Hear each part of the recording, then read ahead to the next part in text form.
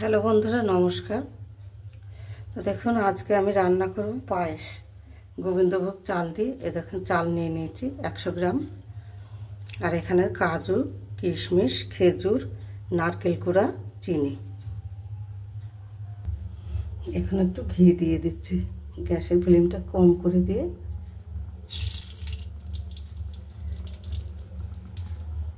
দেখুন এবার কিশমিশটা একটু ভেজে নেব, আর কাজুটা একটু ভেজে নেব।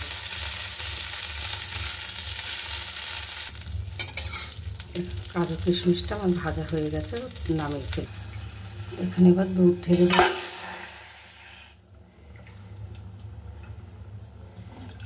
এবার দুধ দিয়ে দেব।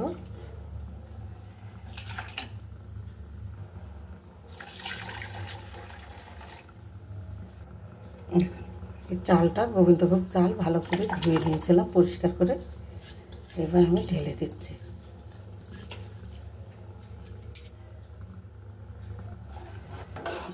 একটু নেড়ে দেবো, নাড়তে থাকতে হবে।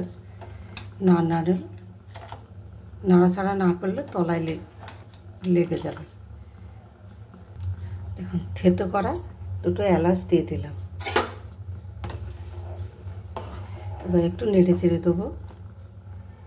ভেজে রাখা কাজু কিশমিশটা ঢেলে দিলাম, কেটে রাখা খেজুরটাও দিয়ে দিলাম।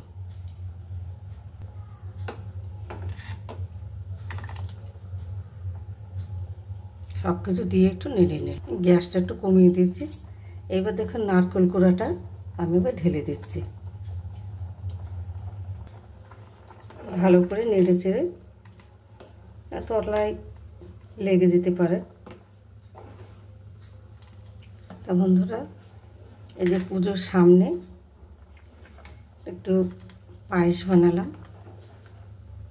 দেখুন অল্প করে আমি একটু চিনি দিয়ে দেব। এবার পায়েসটাকে ভালো করে নেড়ে চেড়ে নিতে হবে। দেখুন বন্ধুরা কত সুন্দর হয়েছে। দেখুন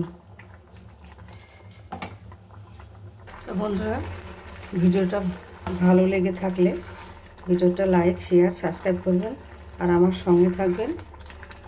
আর দুঃখের বিষয় যে আমার কোনো সাবস্ক্রাইব না, ভিউজও কমে গেছে।